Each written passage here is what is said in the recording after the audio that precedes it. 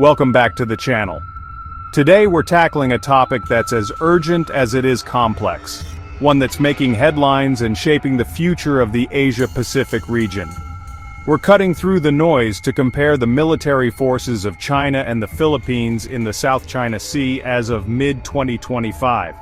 This region isn't just a flashpoint for two nations, it's a crossroads for global trade, security, and diplomacy, with the world watching closely. Our goal isn't to hype up conflict or sensationalize tensions. Instead, we're here to provide a clear, fact-based look at the real balance of power, one that's grounded in hard data and sober analysis, not speculation or rumor. The stakes are incredibly high. With every new incident, the risk of escalation grows, making it more important than ever to understand the facts behind the headlines and the realities that shape decisions on both sides. We'll break down military budgets, troop numbers, naval and air power, and the technological edge each side brings to the table. Our analysis is rooted in verifiable data and insights from leading experts in the field. 2025 has already seen a surge in tense encounters. Chinese Coast Guard aggression, PLA combat patrols, and the Philippines standing firm, often with visible support from its allies. These aren't isolated incidents. They're part of a larger, ongoing contest for control and influence. This isn't just an academic exercise or a numbers game. It's about understanding the real potential for conflict, the human stakes, and the strategic calculations that could shape the region's future. Military power is more than just hardware and numbers. It's about logistics, training, doctrine, and the strength of alliances, factors that can tip the balance in unexpected ways. We'll explore how the Philippines leverages partnerships and joint exercises to offset its disadvantages, and how China's vast military might could play out in a real confrontation. The interplay of alliances and strategy is just as crucial as raw firepower. So, let's dive deep into the military forces of China and the Philippines, and uncover the uncomfortable truths that define this high-stakes rivalry. Money fuels military power, and here, the gap is massive. China's 2025 defense budget tops $230 billion, reflecting decades of relentless investment and modernization. The PLA Navy launches new carriers and destroyers at a historic pace, while the Air Force fields stealth fighters and long-range bombers. China's rocket force wields advanced missiles, including hypersonics, all backed by a self-sufficient military-industrial complex. The Philippines, by contrast, has a $4.2 billion budget, less than 2% of China's. Manila can't match China ship for ship, so it focuses on high-impact capabilities for immediate threats. A $35 billion, decade-long modernization plan is underway, but the gap remains vast. The Philippines must be strategic and resourceful, prioritizing coastal defense and asymmetric tools. Competing in a conventional arms race is simply not an option. The numbers are just as lopsided in personnel.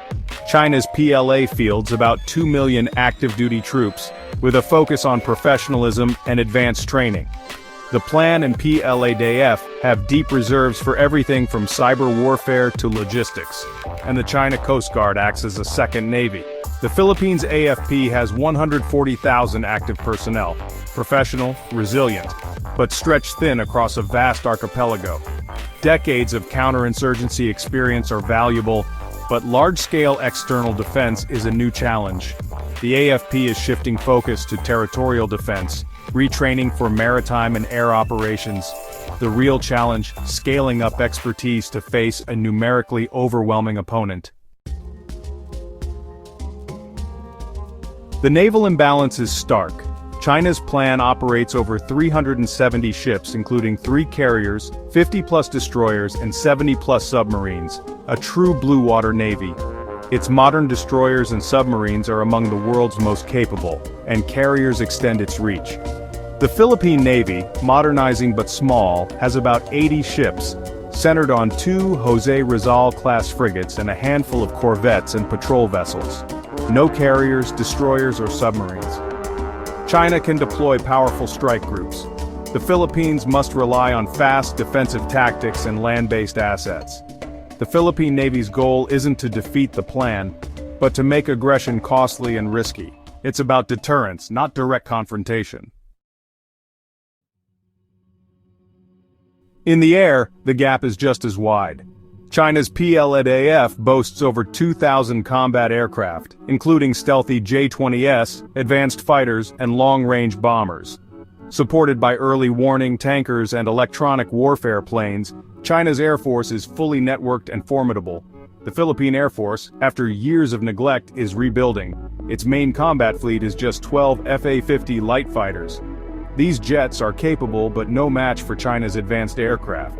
The PAF's role would be defensive intercepting threats, supporting ground troops, and protecting key assets. Air superiority would belong to China unless allies intervene. Survival depends on dispersal, ground-based defenses, and allied support.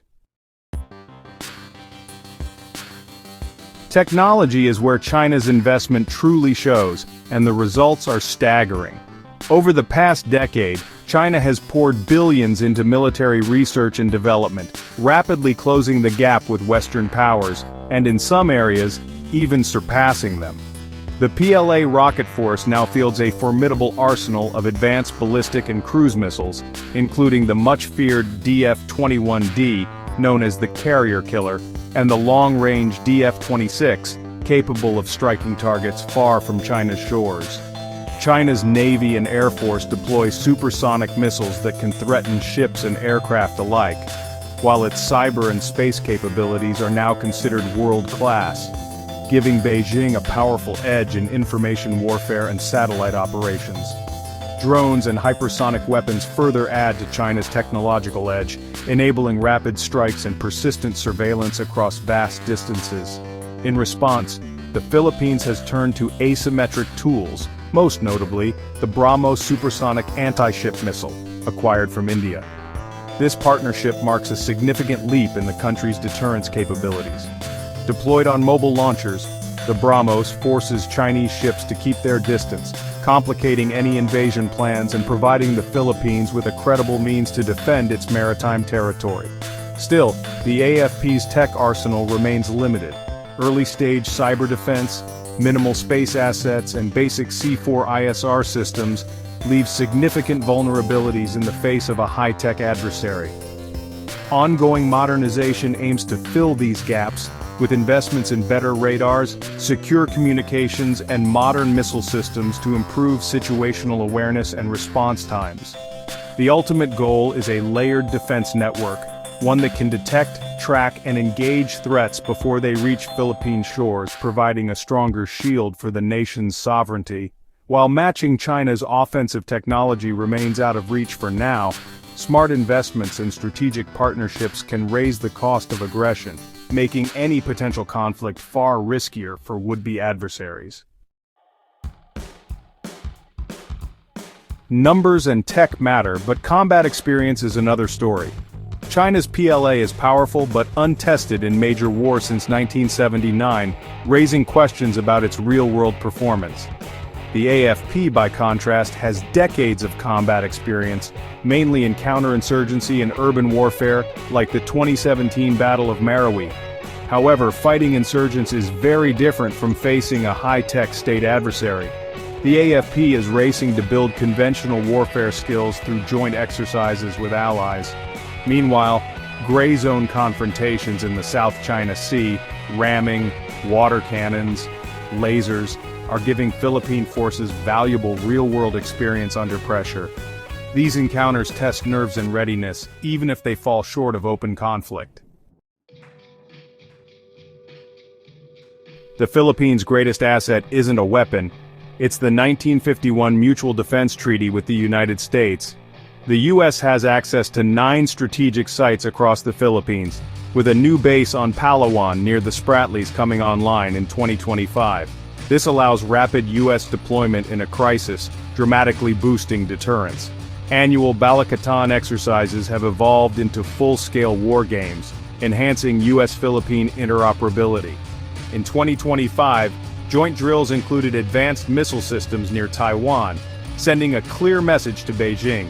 Beyond the US, the Philippines is building ties with Japan, Australia, and Taiwan, creating a networked security architecture.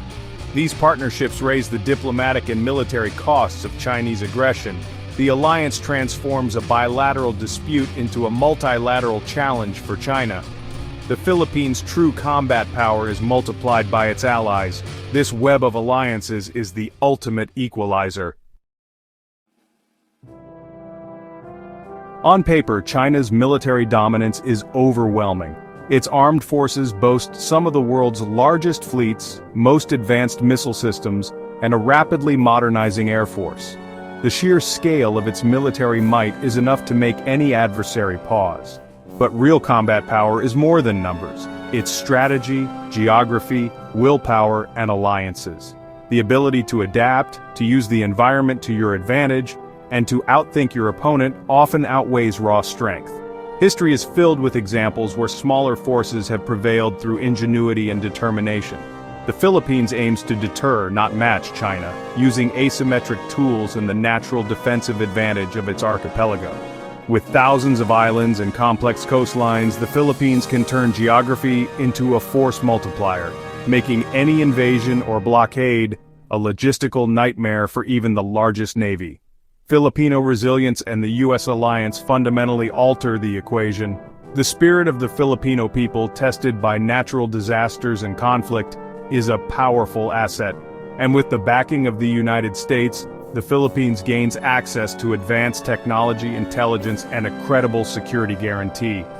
China must weigh the risk of a wider conflict with the world's most powerful military. Any miscalculation could draw in not just the U.S., but potentially other regional allies, escalating a local dispute into a global crisis. The balance of power is held by alliances and the logic of deterrence, not just hardware. Joint exercises, shared intelligence, and diplomatic coordination all serve to strengthen collective security and complicate any aggressor's calculations. The South China Sea in 2025 is a theater of imbalance, but also of profound risk for all sides. Every maneuver, every standoff, carries the potential for escalation, making restraint and communication as important as firepower. Understanding both the numbers and the context is key to grasping the true nature of modern combat power. It's not just about who has more ships or planes, but who can use them most effectively in a complex, ever-changing environment. What do you think matters most in this standoff? Is it technology, alliances, or the will to fight? Share your thoughts below and join the conversation. Stay informed, stay sharp, and subscribe for more strategic briefings. The story of power in the South China Sea is still being written. Don't miss what happens next.